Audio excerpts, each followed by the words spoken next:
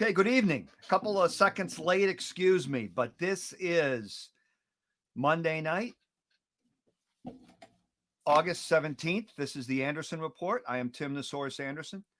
We have quite a few things to talk about today, despite a relatively quiet day in the financial markets. A number of things going on um, that should lead toward a very interesting week for the major market averages and for a number of other potential events in um, the market. This is my YouTube channel. If you have not yet uh, subscribed, please hit the subscribe button, hit the little bell next to it for updates on when our next broadcast would be. They are typically at 7 p.m. on during the week. The last couple of weekends, we've done a Sunday night special show, and frankly, with that has gotten quite a bit of interest. So that may become a regular thing. I think a lot of people at the end of a long weekend maybe like to have a little bit of a quick snapshot of what happened last week and or what to look for, um, just as importantly, if not more importantly, what to look for the following week. So um, this broadcast is also on Periscope. My Periscope channel is TJ Anderson 12. My Twitter handle is TJ Anderson 1. And I certainly appreciate all of the support we've gotten from all of the viewers and commenters and responses, either through the broadcast channel or through Twitter. But let's turn off that screen right there. So let's take a look at what was meaningful today, given that there were light volumes the beginning of the third week of August. A lot of people on vacation despite the virus, maybe taking the week off, but probably still also following the markets a little bit. So we will break things down. Not a tremendous amount of movement in the market averages, although the Nasdaq composite up 1% did eclipse its prior all-time high from August 6th. So the Nasdaq closed at a new high tonight. It was up 110 points, 11,129 and change. That is a new closing high for the Nasdaq. I believe the 33rd closing high for the Nasdaq this year. Now, the S&P 500, there was a lot of anticipation today. The S&P was up right out of the chute, up about 10 handles, kind of hovered between up 8 to up 12 most of the day. There was this feeling for quite a while that it was going to catch a final, like a wave of buying late in the day, that it would propel it to a new high. That did not quite happen, but it did post its second highest close ever for the S&P 500, 3382. Now, if you want to be absolutely specific, I believe it closed at 3381 spot 99.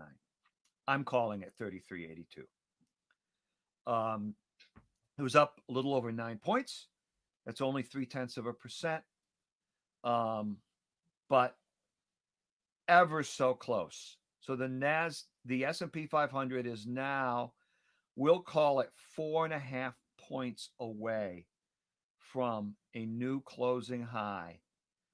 And that old closing high from February 19th, before we had the initial wave of coronavirus selling, was 33.86 and change, just over 33.86. So I'm sure that again tomorrow there will be a lot of anticipation about the S&P potentially getting to new highs. I had a couple of calls midday today from media people wanting to know, A, would it be meaningful? How would investors react? Et cetera, et cetera, et cetera. Well, it didn't quite happen, but it sure feels like it's as close to inevitable as it could possibly be. So the Dow Jones Industrials, a little bit weaker today. The energy sector was weak. The financials were weak. Um, some of the industrials were taking some profits after having been very strong. We mentioned on our show last night that of the 11 S&P sectors, primary sectors, that industrials were the best performing sector in the S&P universe last week. They gave a little bit back today. The Dow was down 85 points, not that much, 0.3%. Closed at 27,845, 27,845. Look, the Dow's just one solid day from all you need is a 0.5% gain, and the Dow's going to be at 28,000. It's back. It backed off it a couple of times last week after having traded their intraday. It did not trade their intraday today. It was in negative territory all day long, but never really heavily under pressure. The Russell 2000 actually had a very constructive day today. It gained 0.5%. It was up 7.5 points, 1585.47. We got to watch the 1600 level on further rallies in the Russell. I've mentioned it numerous times. You just can't watch financial news for more than a couple of hours, and you're going to hear somebody talk about how the small cap sector is primed to have a strong second half, and that is some sector rotation or sector reallocation going on, with a little bit more money being allocated toward the small cap stocks than maybe the mega growth tech names that fueled the internet traffic trade, that fueled the big rise in the Nasdaq composite, not only during the first half of the year, but it's up 9.5% this quarter so far. And we're halfway in one day through the third quarter. The bond market was a bit higher today on price, lower on yield. The 10-year, which had closed above 0.7% yield a couple of days last week, slipped below that yield today, went out at 0.69%. The 30-year bond, 1.43%. We mentioned the financials being weak. They were actually the weakest sector of the S&P, of the 11 primary S&P sectors. They were down 1.5%. A couple of money center banks particularly hard hit. Citigroup down 2.75%. JP Morgan down 2.5%. State Street down 1.8%. I didn't see specific news associated with those names or with the financial names, unless people are concerned that if Biden were to win the presidency, you'd have a Elizabeth Warren or an Elizabeth Warren type as Secretary of Treasury, and or very involved in putting more regulatory type action on banks that would move them further toward being public utilities than even they were moved after all of the Dodd-Frank regulation 10 years ago. Um, Dow Jones Transports, very mild move today, down 0.1%. Although I will say that the airlines were particularly uh, beaten up today. Um, I believe that the big airline stocks, American, United, Southwest, a couple of others, were down anywhere from 3 to 5%. There were some headlines early in the day that the airline industry in aggregate is saying that projecting that there are 75 up to 75,000 full-time jobs at risk if they don't have a sharp recovery in volume um, by who knows the end of the year, if they don't see that that is coming. Okay, so you know, airlines, yeah, I got to think with the transports only down 0.1%, what the airlines lost, the rails, the shippers, and a couple of other transportation stocks gained. I didn't look at the entire list today, but since we're talking about the airlines and we've been talking about the TSA checkpoint volume, just as an indication of are people flying more, to what degree is the airline traffic picking up, maybe as a precursor for economic activity picking up, maybe as an indication that people are getting a little more comfortable about traveling. Well, so they update their numbers. TSA updates how many people went through the TSA process for the prior day. They update those numbers every day at 9 a.m. Excuse me. But they do not update them on the weekend. So today we got numbers at 9 a.m. for last Friday, which of course was not updated on Saturday, for Saturday and for Sunday. Sunday is the busiest travel volume day of the year.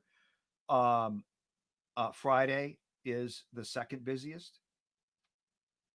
And Saturday actually is usually quite a bit less.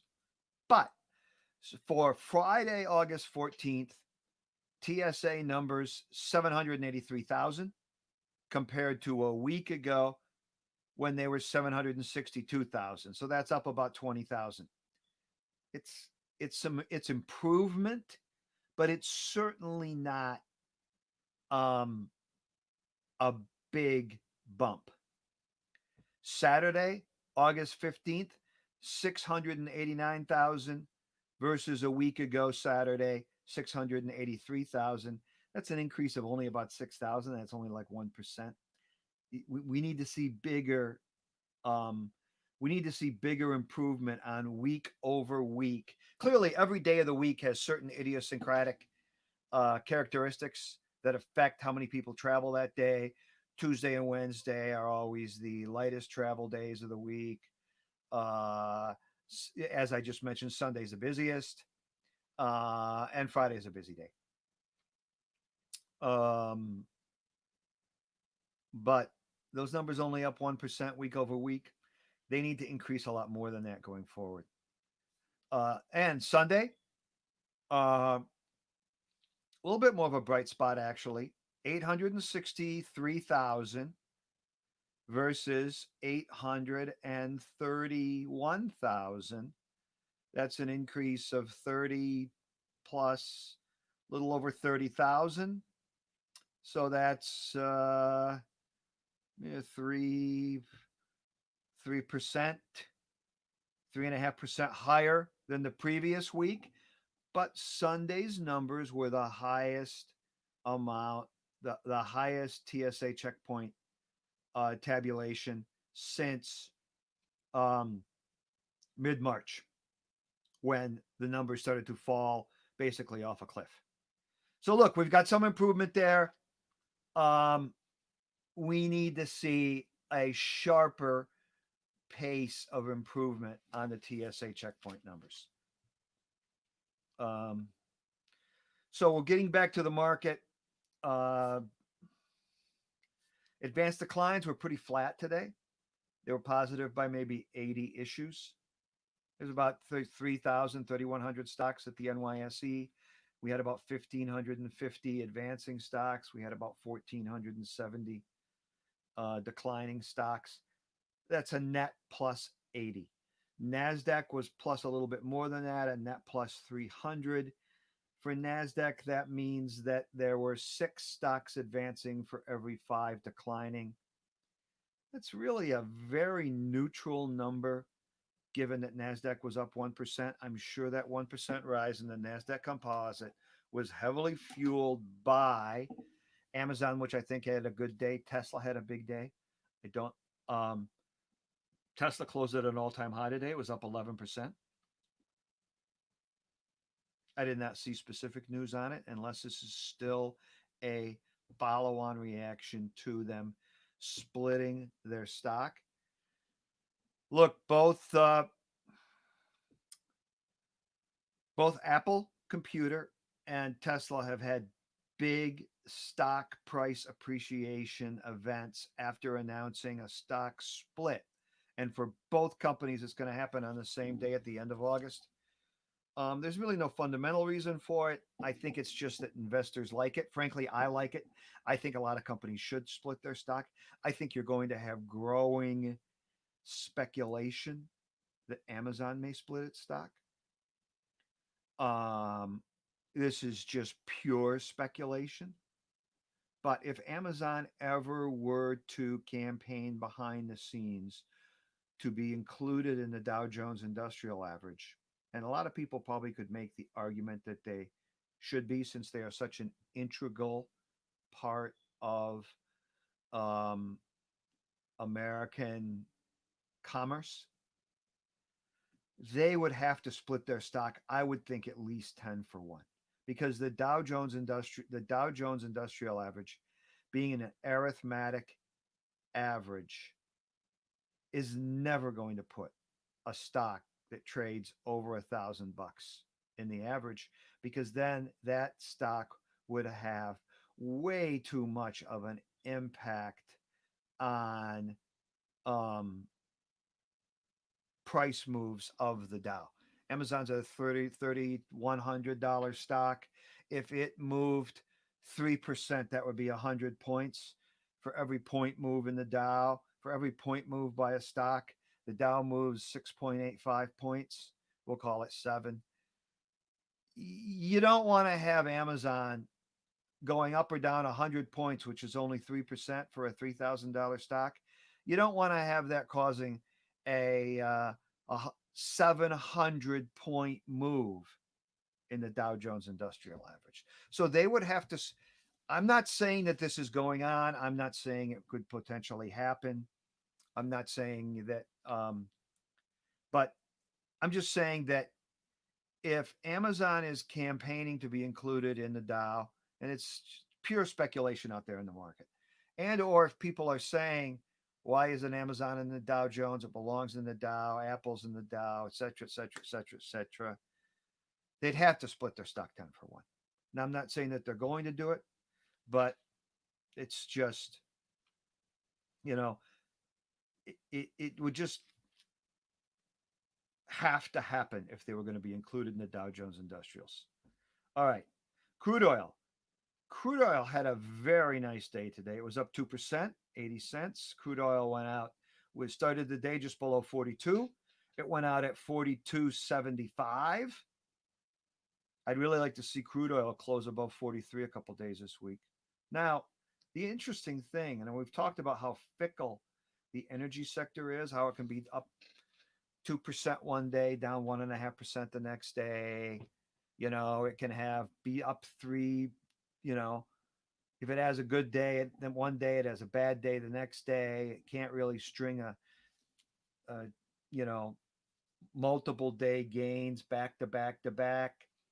I know that a lot of companies all had just horrendous second quarters. There's obviously talk that about the dividend being safe at more than one of them, not mainly those that yield over 5%. But energy was down 0.6% today. So you had crude oil up 2%, and you had energy down 0.6%. I think that may have to do with a fair amount of chatter late Friday and again this morning that the something called the Baker Hughes rig count, which basically counts how many rigs are in operation for on land drilling. And it's a number that comes out every week, and it's followed in the oil industry and in all the people that are oil investors and energy investors. But the rig count is at a 15-year low. Now, that being said, when oil was came down from up above um, $100 back in 2014, 2015, oil was above $100. Had been above $100 on and off. It was 115, 120 going into the global financial crisis. In fact, 3 months before here's my chance to bash Goldman Sachs. 3 months before the meltdown really started in the mortgage securitization market, Goldman Sachs was saying that oil was going to $200 a barrel. Of course, in the depths of the global financial crisis, 08, 09, I think oil got down to the mid to high 30s. Then it rebounded, got back all the way up, was trading around, high 90s, 100 to 105, 100 to 105 for quite a while. And then it started to come down dramatically when the shale and fracking businesses really got cranked up in the U.S. That's one of the things that led us toward being a energy independent, which we are right now. And oil got down to 80. People thought that, 75 is going to be very, very solid resistance. Got down to 70, got down to 60, got all the way down below $40. And I believe that like a year ago, recovered a year ago or so. Oil was, before the virus was a problem, either early in the year or late last year. Oil was in the mid 70s. And of course, you had the oil market being flooded by the Russians, being flooded by the Saudis and the other Arab states that are huge exporters. Got back up to that level again after the coronavirus sell-off. You had the big dispute with Russia, Saudi Arabia. That came about 3 weeks into the coronavirus pandemic, economic shutdown, sell-off, and that just exacerbated the whole financial market plunge that we saw, which bottomed out in late March. Really, people weren't convinced that, bounced a little bit, flatlined for a while in April, and then just really took off. So, kind of a little bit of a long-winded background of oil, but my point was the rig count to me is a little bit deceptive. It does not mean that just because the rig count's at a 15-year low, it does not mean the oil industry is at a 15-year trough in terms of its business. And the reason is when the oil rigs started coming offline, when in 2014-15 oil started cascading from above 100 down to the 40s, there were rigs that had been in operation for decades that got taken offline, and the rig count went down probably more than 50%. Then when the oil price started to recover and the oil industry started to put new rigs online, they were newer rigs, and they were rigs that were probably 3 to 4 times more productive than the rigs that had been out there in the field for 30, 35 years that really should have been taken offline anyways, except for when oil was $100, they didn't want to stop any production. So when oil made its move back up from the high 30s back up to the 60s and 70s, and the oil companies wanted to ramp their production back up, they junked all those old rigs that they'd taken offline a year and a half earlier, and they replaced them with newer rigs that were 3 to 4 times productive, almost like one rig was the equivalent of 3 rigs that came offline a year and a half earlier. So we're never going to get to a rig count. Oil could go to $150 a share. We are never going to get to the rig counts that we had from after the recovery from the global financial crisis to 2014, 2015, or even the rig counts we had when oil was 105, 110 from like 2004, 2005 through 2007 or 8. We're never going to get to a new all-time high in the rig count. Oil could go to $200 a share. We won't get there because the rigs that have replaced those that were taken offline are 3 to 4 times more productive. So all the stories, if you say to yourself, how could oil, the commodity, be trading at almost a reaction high here, $42.75, up 2% today on the energy sector, being down 0.6%? I just think that people traded the headlines on the rig count in the energy stocks, and I wouldn't be surprised, even if oil is a bit lower tomorrow, to see the energy stocks do better. So you had the financials down 1.5%. You had the energy sector down 0.5%. You had the industrials down 0.5%, and the S&P 500 still gained 9 points, or 0.3%. I think that's one of the reasons why people feel that even if just one or maybe two of those, the industrials have been kicked into gear. If the financials or the energy sector can get kicked into gear, the S&P 500 is going higher. I believe Goldman Sachs raised their estimates for the year for, I said something negative about Goldman. Now I'll say something positive. I believe they raised their forecast for the year for the S&P 500 to 3,600. I heard them say 3,600. Maybe that's 12 months from now, but they raised their future forecast for the S&P 500 today. The S&P is at 3340. If it got to 3,600, 3,380, the S&P is at 3,380. That would be a little over 200 points. That would be about a 6-7% gain between now and the end of the year. It's very possible. It's very possible. We'll have, we'll see. But to get that, we're going to need financials and or energy have a sustained rally, not just one of these 2 or 3 knee-jerk rallies that fail shortly thereafter. Okay. Gold was strong again today. Gold up $45, just below the 2,000 level.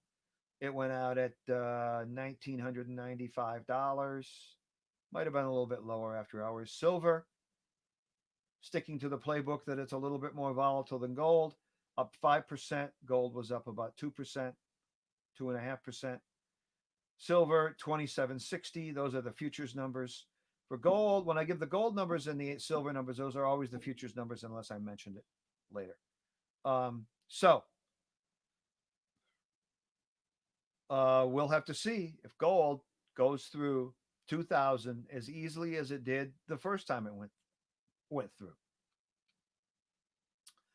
A couple of other mentions. We had some economic data today from the Empire State Manufacturing Report, which is the New York State Regional Fed report. It was a little bit on the light side. Their number came in at plus for August came in at plus 3.7%. That was versus that was versus a reading of 17 in July and versus consensus of around 15 to 18. So a little bit disappointing there. Those regional Fed numbers really do get pretty volatile. We'll get the Philly Fed reading on Wednesday. Let's see if it's consistent with a little bit of a drop off from New York State. Now, the housing sector continues to be on fire. The home builder ETF, the XHB, traded to a new high today. The helped by the fact that the NAHB, the National Association of Home Builders, recorded their highest ever confidence outlook for August at 78 versus where they were in July, which was 72.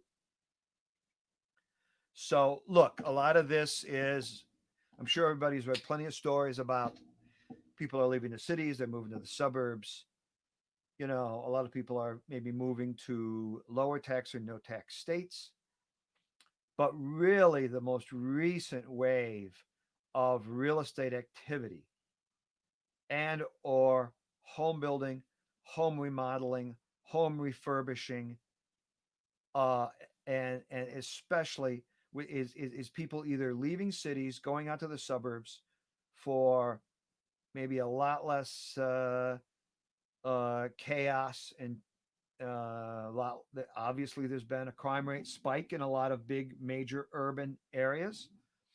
A lot of the schools are potentially not going to open for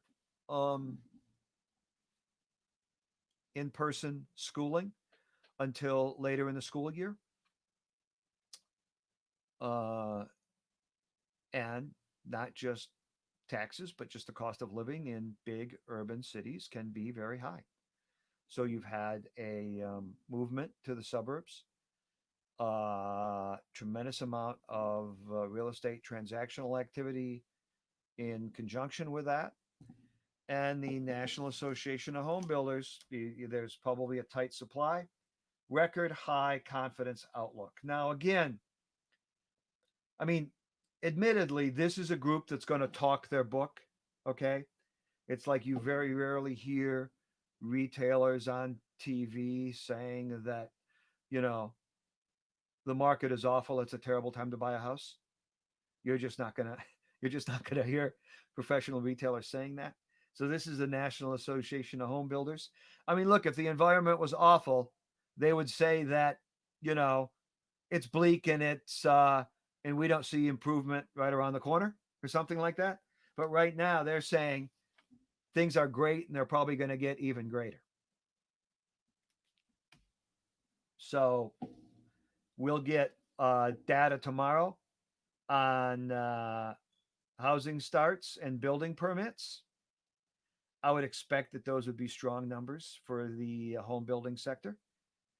And we'll just see how they come in. So we mentioned Tesla up 11% today. I don't really have a whole lot else.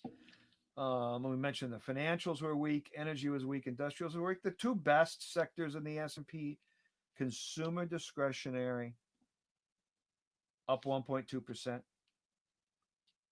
and healthcare, up 0.6%. So people are still spending discretionary money, even though there's no stimulus 4.0 program even close to being agreed to, although there were some executive action signed by the president on curtailing the employee contribution to the FICA tax and the adding, putting in a $400 extra unemployment kicker down from the $600 that expired at the end of July. And of that $400, the feds will pay $300 of it. $100 of it will be paid by individual states, although some of them have said they can't really afford it. And that money does not have to be appropriated by Congress because it is money that is sitting in a fund or sitting in a pool from the CARES 3.0 stimulus package that has not been allocated or doled out yet. So, um, my point of all that was consumer discretionary stocks up 1.2%. That's different than consumer staples, which had a more moderate gain. But consumer discretionary is stuff you want, not just stuff you need. Uh, and that's, you know, that's pretty much it. The Dow Jones a little over 150 points from 28,000. The S&P 500 5 points from a new all-time high. It gained 9 points today, and it was a very, very low volatility day. Volumes are light. It's the beginning of the third week in August. Nasdaq made a new high though, up 1%. We'll see if it can hold that level. And the Russell looked very good today. Waffled a little bit early, but a 0.5% gain for the Russell, closing at 1585 with the 1600 resistance level staring right at it. That's pretty much one late breaking story. And I'll just mention the headline. I saw the story come in from the Wall Street Journal online shortly before the broadcast started that there is a fairly heated dispute going on within the Justice Department over whether there should be an antitrust case against Google should be pursued and or explored further. Now, there aren't a whole lot of details on this yet. I will tell you that the Wall Street Journal does a great job of putting out stories as they have them vetted and tabulated pretty much 24/7. And this is something that we might want to take a close look at for tomorrow's trading of Google and of other leading tech companies that have become hugely dominant in their marketplace over the last decade. DOJ disagreement arises over potential Google lawsuit. Some lawyers voice concern the case isn't ready, while others believe the government shouldn't hesitate to address any violations in the tech space. I'm sure they're talking over a potential antitrust lawsuit. Look, I think what this has to do with, and I think there should be a lot more talk about this, and there's not that much, is that the whole internet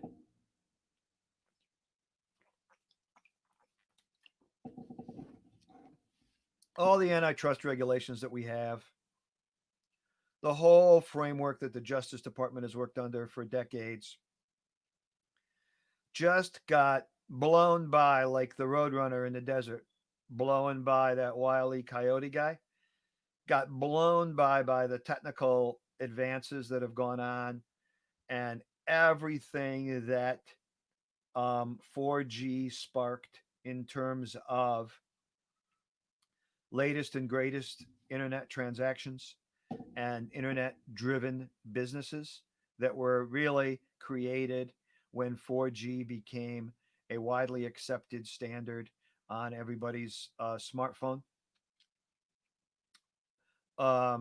You would not have Airbnb without 4G. You would not have Uber. You would not have Lyft. You would not have a lot of these other internet driven on your phone, uh, you know, commerce businesses that can um, see your location, communicate with you, show you where your driver is, et cetera, et cetera, et cetera. Uh, and that's what's enabled so many people, maybe even to not even have a laptop anymore or a tablet, to just live off their phone. But that eclipsed all of the whole regulatory framework behind the antitrust regulations that have been in place for close to 100 years, and the all of the basic framework that the Department of Justice has used for anti-competitive practices. And Google bought YouTube. What I think what this case is about is that Google has 96% of the search market share. They bought YouTube 13 years ago. Okay. They have never yet in their financials broken out YouTube's revenues, expenses, profitability as a separate item. Okay. It's just melded into everything else. So you really don't know if they are running YouTube at a loss. And if they are and have been for years, that would be an anti-competitive practice, because that would potentially be excluding others from competing in that space. The legal term for that is predatory pricing. Yes, predatory pricing is not a marketing strategy. It is a it is illegal on an anti-competitive, antitrust framework. Okay, so Facebook owns WhatsApp. Facebook owns Instagram. I think that if things hadn't happened so rapidly with the growth of those companies and with um, uh, the regulators and Congress, well, nothing moves slower than Congress, except for maybe the SEC. Um, you would not have been able to have, at some point in time, a couple of these mergers would have not been allowed, because you would have said, we want competition. We don't want Facebook to also own these other companies that otherwise it might compete with. Facebook should be competing with Instagram, not owning it. Google, Google should maybe not own YouTube. YouTube should be a separate company. So, look, I don't know exactly what the Department of Justice is looking at. I don't know what angle they're coming at it from.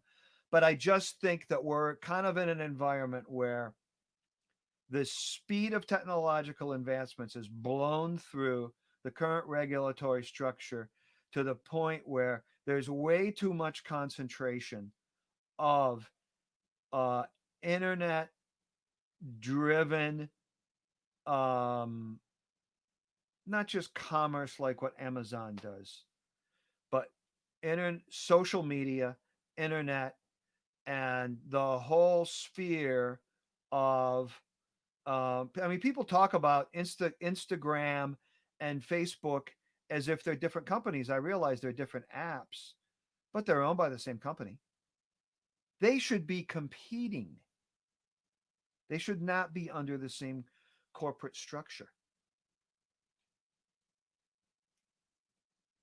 Okay?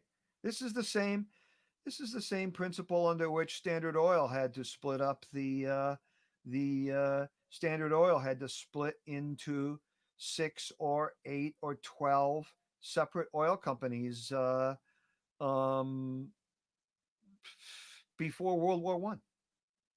This is the same concept that AT&T had to sell off when they settled their antitrust case with the government in early 1980s, the agreement was that they had to sell off this seven what they called baby bells, which were the regional telephone companies that provided local service, and AT&T was just primarily going to do long distance service.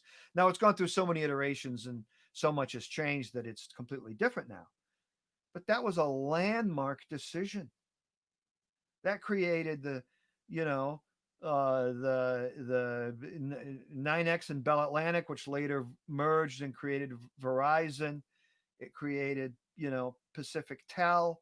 It created seven regional local telephone carriers, and then AT&T was the long distance carrier.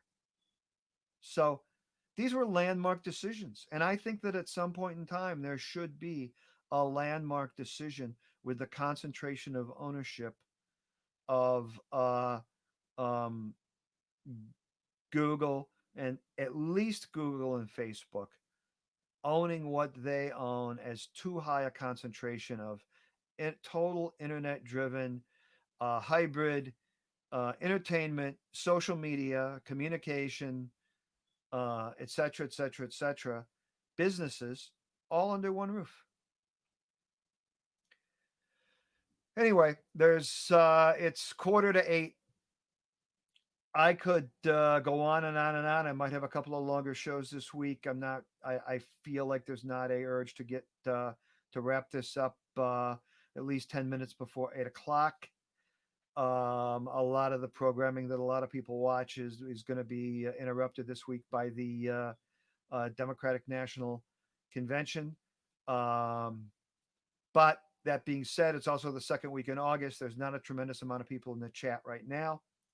And I think that's going to be about it for tonight.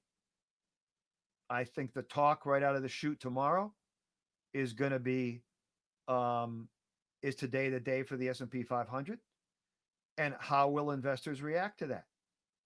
Will they sell into a new high, or will they embrace the new high and feel like, okay, now we're going to another level?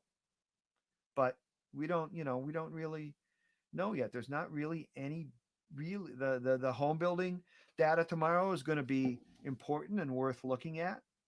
There'll be a little bit of manufacturing data out of Philly and a couple other regional Fed reports as the week goes on. Clearly, we'll have the weekly employment numbers. There's a good chance that I might be away. I might not be here Thursday, but we'll definitely talk again at least tomorrow, most likely Wednesday. And everyone have a great week.